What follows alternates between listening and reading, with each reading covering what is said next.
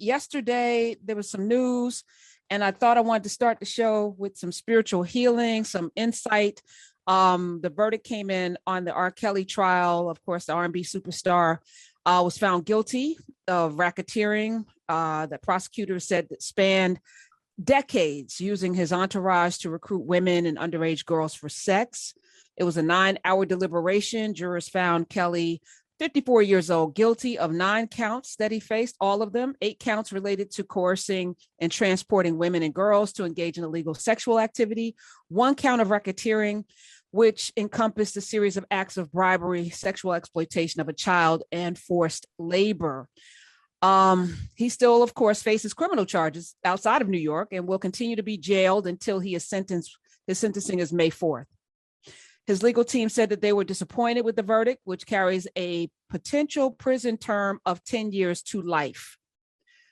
Today, acting U.S. Attorney Jacqueline Kasulis, she said that R. Kelly used his inner circle to ensnare underage women in a sordid web of sex abuse, exploitation, and humiliation. A jury heard from more than 50 witnesses during this 7-week trial, including Mr. Kelly's former employees and more than 10 of his accusers. 5 of the 6 women identified as victims in the indictment testified. The 6th, Aaliyah, she's no longer here.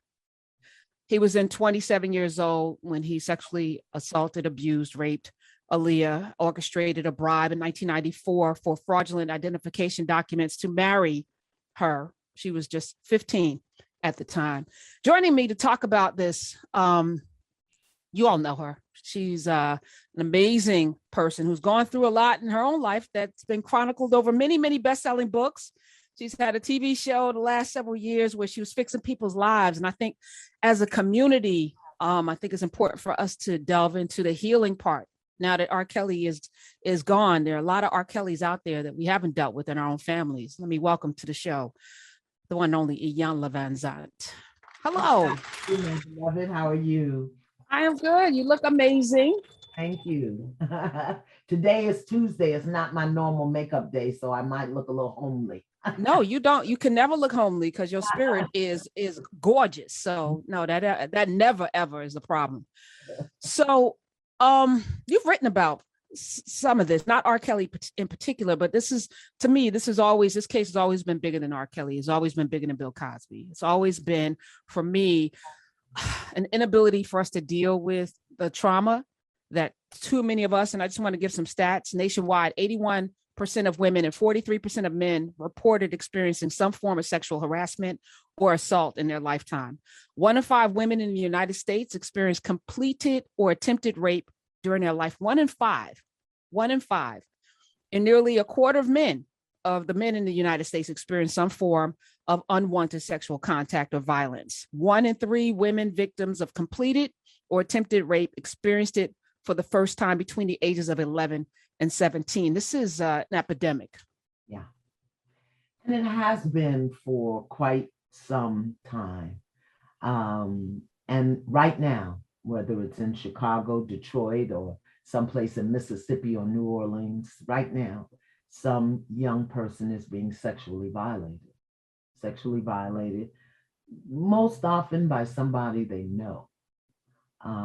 And some of it has to do with the fact that we aren't always mindful and protective of our children, particularly little girls, but now little boys also. It's always been little boys.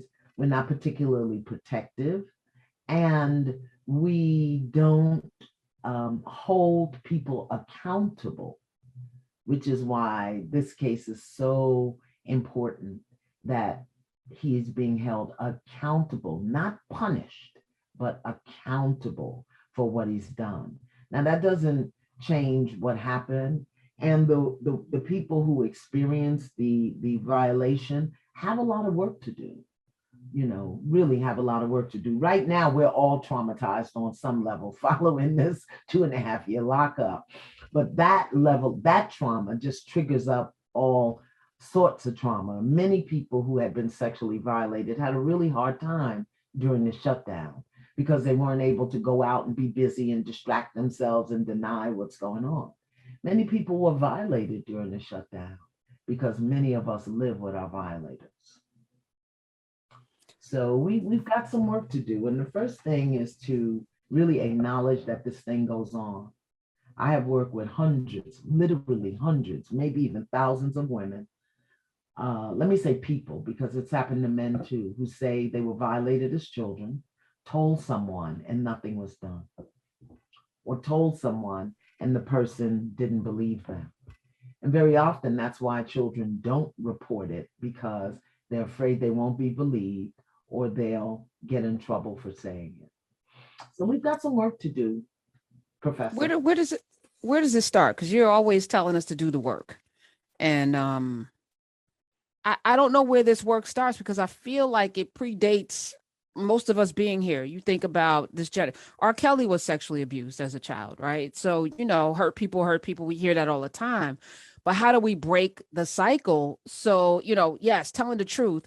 But again, if no one's listening to you when you speak, and this is not just in this country, all over the world, we're seeing these things happen in India and right now in Pakistan and other places in Saudi Arabia where there are women being victimized. I mean, they raped a child on the bus, like gang raped in India, and nobody stopped it. It's like, what, where's the line, and how do you navigate when something like this has happened to you? Where do you go? Well, let's deal with the most pressing issue, which is those who have been violated and haven't addressed it. First of all, let's remember that the origins of sexual abuse is not about sex. It's about power. So people who feel powerless, believe they're powerless, or have some illegitimate form of power will use sex to overpower, demean, diminish, conquer someone else. So please know that sexual violation is not about sex, it's about power. Why is it so prevalent in our community? Because so many of us feel powerless, particularly men of color feel powerless in this society, are trained and taught to believe that they're powerless. And the one, source of power that they have is to overpower someone sexually. That is an imbalance. I don't want to say it's a dis-ease, although it is a form of mental imbalance. It is a dis-ease. If, with all of the horribleness, let me just say the horribleness of R. Kelly, he was sick. And people, if he had had a headache, somebody would have gave him an aspirin. If he had had a cancer, they would have took him to chemo. If he had diabetes, they would have given him insulin. Why didn't anybody deal with this man's sickness? Well, he's famous, and a lot of people were eating off of him. I mean, I even think about Aaliyah, whose mom I had the opportunity of talking with about a book project so many years ago, and she was so distraught still. Like it was fresh. It was as if Aaliyah had died the day before, and she could not ever really pull herself, to a place of like being able to talk about it. But now I'm looking at this. Your daughter's 15. She's in a relationship with a 27-year-old. Yeah. And how many people make compromises, and there's moral compromises, and but you literally pimp your children for the comfort of a life, for a check, for like, what does that feel like to the child? I mean, and how do you deal with the guilt of that? Those parents who don't listen when they're I have a friend who's I won't give away too much, but she told her mother what happened to her, and her mother ignored her. She's still not speaking to her. And these are people who are up in age, Yeah. and she's still not speaking to her mother because her mother did not acknowledge the rape that happened in her home under her roof with her husband. Yeah. That was her stepfather. Right. So I don't know what we do with that. Well, I mean, that's my story. I told, and it was denied, and then nothing was ever said about it again.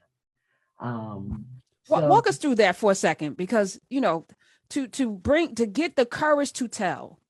And we're talking with Iyanla Vanzant. To get the courage to tell must have taken something in you, because was it immediate? Was it But yes, I told immediately because I guess my my intuitive instincts had kicked in real early because I was 9. And I said, this is not going to happen to me again. This will not happen to me again. So I told immediately, and the violator was confronted by my aunt, which it was her husband, and he denied it and said I was a liar.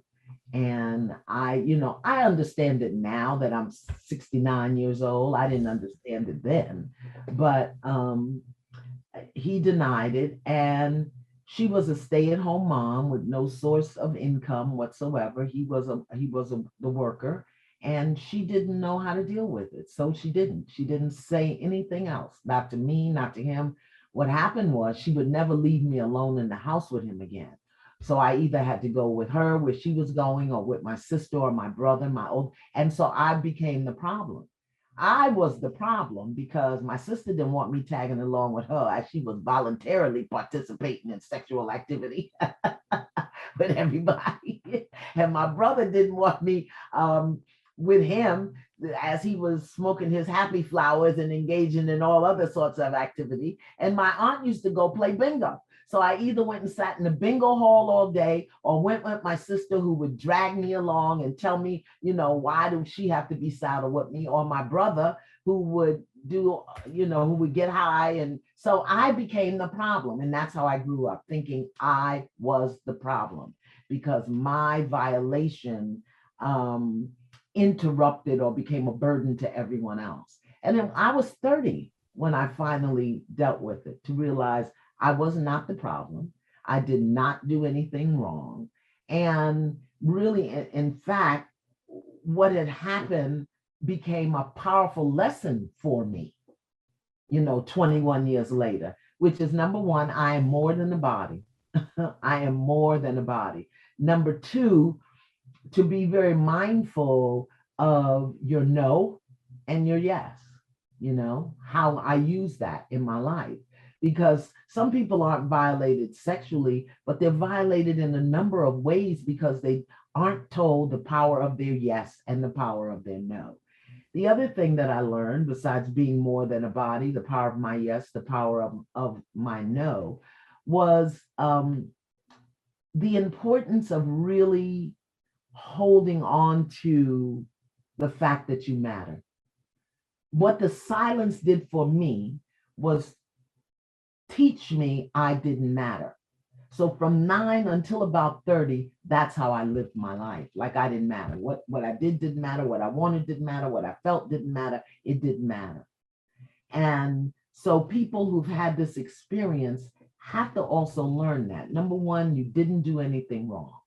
Number two, you are more than just a body. Number three, you matter. And to begin to re-educate yourself around those three things, using your yes and your no to support that. I matter. My yes matters. My no matters. I don't have to explain my no. I don't have to describe it. You don't have to be comfortable with it. I don't care if you're mad at me. My no matters. And my yes matters. When I say yes to who I am, to what I want, to what I desire, it matters. Yeah. And I'm more Iyanla, body. so the violator is still in your face on a regular. Yeah. I'm imagining, because I always say, many of us are sitting across the Thanksgiving table at the cookout family reunion with the person that violated us. Yeah. I don't know how how do you navigate, and everyone just pretends like this didn't happen. Absolutely. Absolutely. And what that teaches you is to remain loyal to people who treat you badly. And you'll do that throughout your relationships. Now, here's the good part. Here's the good part. You don't have to heal it with that person. You don't have to, because remaining loyal to people who treat you badly is a response to the trauma.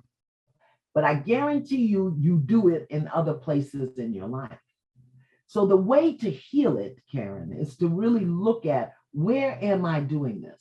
Where am I not honoring my no? Where am I acting like I don't matter? Where am I loyal to someone who treats me badly? And you go into that relationship with that person, and that's where you do the healing. Not with them, but with yourself. Mm. You think you got to have the violator or you got to make other people change. No, no, no, no. Mm-mm. You have to do that work on yourself. So in that relationship with that person, because it's just the echo of what happened, you start standing on your no. You start creating boundaries. What happens is, just like with children, we're afraid that if we say no, or if we don't do what they want, or if we're not loyal, that we'll lose their love. So that's why you've got to have another source of love going for you, Mm. whether it's Mm. love, God's love, the angels' love, the ancestors' love, because if you don't say no to the echo of the violation that's showing up in your life today, it will continue. What about the replaying, that echo that you talk about, which, that's the byproduct? Yes. But what about the replaying, Iyanla Vanzant? What about the replaying of that trauma that happens when you're trying to go to sleep and you keep seeing the image of that thing play out over and over again? How do you get rid of that? That's the work. You got to surrender it. You got to turn it over. You got to call in. See, Karen, we at some new level living right now. This is some new level stuff. We have never seen a lot of what's going on right now, which means we don't have the tools. We've never seen this. We've never seen some of the crazy men that's going on right now. So this is some new level stuff. So we have to develop the skills. So when it starts replaying, you got to call in something, call in the light, the white light, call on your great grandmother, call on the angels, call on Jesus, God, somebody, and surrender it. Take this from me. I no longer choose to have this in my consciousness. And you have to do it and do it and do it. Now, here's the good news. The good news is that in the midst of this environmental crisis and the corona, and there's a really powerful energy that's palpable on the planet. It's powerful. And we can use that energy. I don't care who you're calling on, but this is what you got to know. In this world that we're living in right now, you can't do nothing without divine intervention. Nothing. You want to turn it over constantly. Ask, lift this from me, take this from me. Why? Because your word is powerful. So is your intention.